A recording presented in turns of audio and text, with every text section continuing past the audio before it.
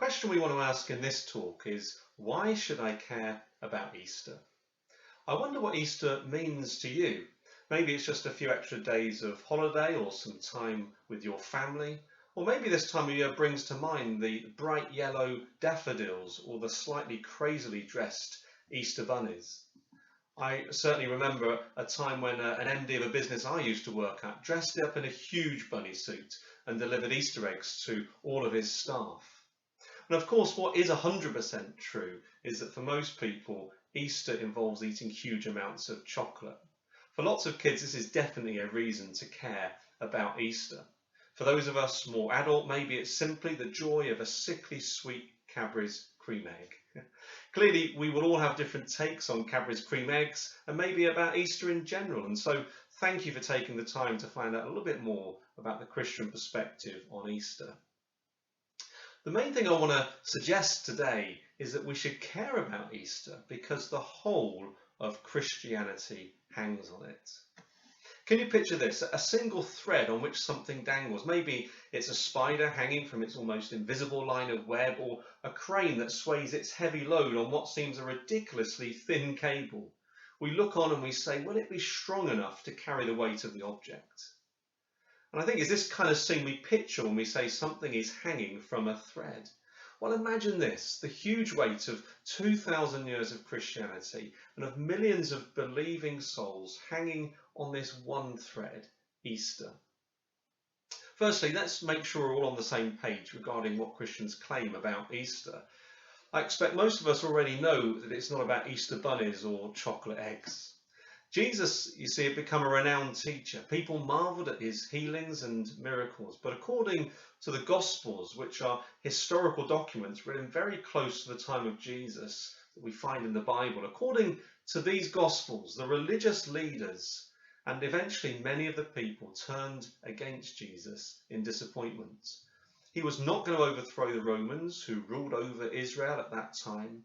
He turned out not to be the hero they wanted.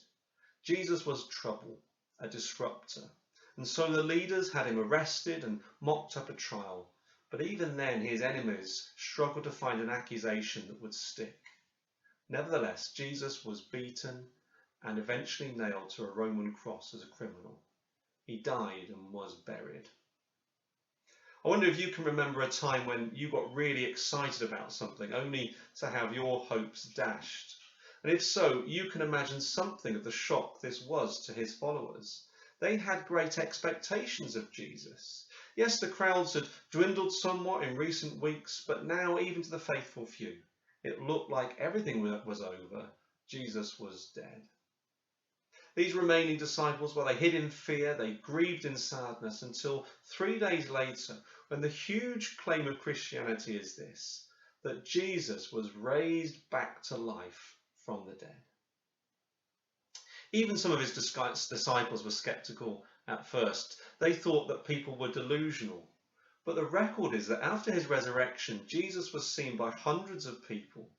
And more than that, these fearful, uneducated and somewhat dishevelled band of followers suddenly became bold and unstoppable in their joyful proclamation that Jesus had been raised to life. History sadly indicates that nearly all of the close followers of Jesus were martyred for this claim. But despite this threat of death, they could not deny what they'd seen. And 2,000 years later, this is what Christians are remembering and celebrating at Easter. On Good Friday, we remember that Jesus died. On Easter Sunday, we celebrate together the fact that Jesus rose from the dead. So those are the basics of the Easter story. The question remains, why should I care about Easter?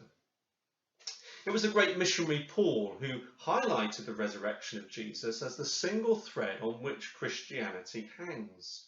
Paul makes this shocking statement in one of his many letters to the new churches.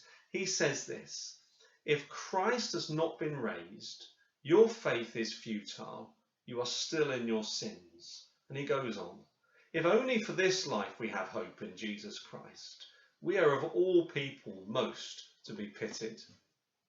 Don't you think this is a really strange thing to say? The resurrection of Jesus Christ can seem fanciful, particularly to the modern person who thinks critically. We live in an age of reason and science, not one that believes in fanciful fairy tales. It seems like an amazingly fragile thread on which to hang Christianity. Can you imagine people at the time? Paul, why state it so strongly? Surely we don't need to hang everything on this. Aren't we exposing a potential weakness here? Can the weight of Christianity hang securely on this single thread?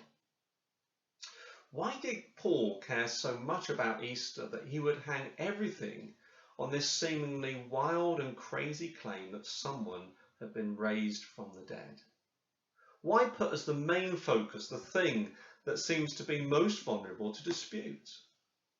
I wonder if Paul got in the kind of consultants that advise our businesses today. What would they say? I mean, if the goal was simply to increase the number of followers or maximize the future impact of this new religion, what would their advice be? And if you were trying to make an argument for something, would you highlight what might be perceived as a potential weak part of your case? If you're anything like me, you'd focus on the bits that people are less likely to challenge. But not Paul. He gets right in here. He faces straight up to the fact that everything hangs on this single thread.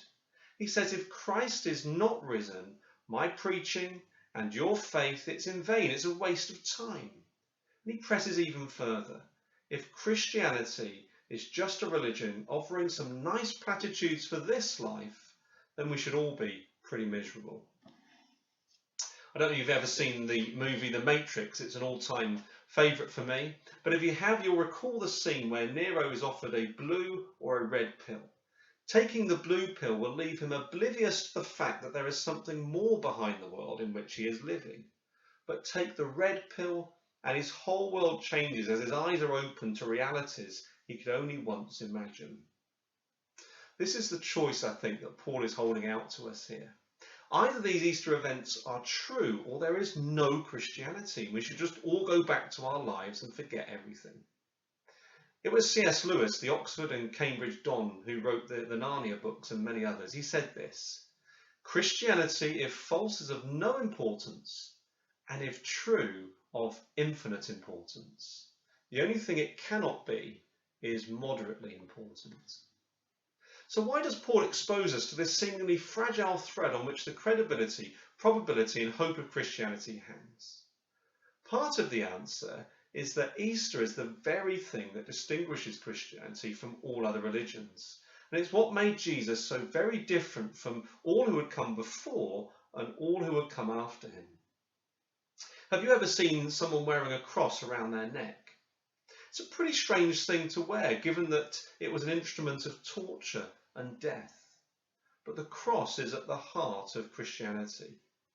In dying, Jesus was solving a fundamental problem for mankind, our broken relationship with God. Jesus died to offer us a way to have peace and forgiveness with God. Jesus said that he was giving his life for his people. He died to pay the price that is due for our many offences against God and against each other. The death of Jesus on the cross matters because it is the means for us to have a restored relationship with God. Why does the resurrection of Jesus matter? His resurrection not only validates all that his death accomplished, but also demonstrated that death would no longer be the end for those whose faith and trust is in him. In rising from the dead, Jesus solves the problem of our great enemy, death. He conquers death and offers the hope of eternal life. So in one sense, Paul had no choice but to hang everything on Easter because it is the very foundation of Christianity. And whilst it might seem like a questionable strategy, it was the only one that the early Christians had. I wonder when the last time was that you watched a great film or a TV series. When you did you then plan in detail who you would tell or build a clever strategy to reach as many people as possible? Of course not. Your enthusiasm just bubbled over when you met your friends and you told them about it and probably encouraged them to watch it too. And this is what it was like for those early disciples. It was less of a strategy and more of a response to what they had seen and experienced. Like most Christians today, Paul and the other disciples cared about the events of Easter because Jesus had come to mean everything to them. There was no agenda or anything to be gained personally from sharing the message. In fact, most of them lost everything. Even when the authorities tried to silence them, they could not help telling people, even when it cost them their lives. The most logical conclusion is that they had seen and experienced something amazing, and they simply could not keep quiet about it. But if people were skeptical 2,000 years ago, then we more so today, right? Anything miraculous is largely dismissed in our Western society, to the point that even Christians can be tempted to play down the claims of Easter. We don't want to look foolish. Wouldn't it have been better to build a religion based on Jesus' amazing teaching and example? Wouldn't that have been more plausible? Yet we too are faced with the fact that the very crux, the heart of Christianity, is the death and resurrection of Jesus. If these two events really happened, it changes everything. There's a story in the Bible about a man who finds an amazingly valuable treasure in a field. He sells everything he has and buys the field so the treasure can become his. You'll be glad to know I'm not about to give you investment advice for your money. But Jesus tells us this story because he wants to make the point that there are some things worth betting everything on. Paul, the disciples, and Christians today are willing to hang everything on this Easter thread. Isn't it at least worth exploring why? I wonder how you're feeling about the present situation in the UK and the wider world as we face this COVID-19 virus. Many of us are feeling increasingly conscious of how fragile our lives are, and there are great uncertainties that we're all facing in one way or another. What Jesus did at Easter makes a huge difference. For those of us who trust in Jesus, there is a very real peace in knowing that our failings are forgiven and that things are now right with God because of Jesus. I can tell you, life as a Christian is not always easy. But there is a deep-rooted confidence that comes that whatever life throws at me, I'm loved by God despite what I am like. And to know that death is not the end, well, it brings a new perspective to this life and a freedom that means I don't have to cling on like crazy to things that fade so fast in this life. Maybe you're looking on from the outside, as it were, and Easter just looks like a thread that's too fragile to base your hope and future on. So sure, if you want, you can simply dismiss what Jesus did at Easter as implausible, crazy, or unimportant. I just hope that you don't. Becoming a Christian is primarily a humble change of heart towards God and standing in awe at what Jesus did for us at Easter. In his death, he shows us God's love and offers us forgiveness that means we can begin a new relationship with God.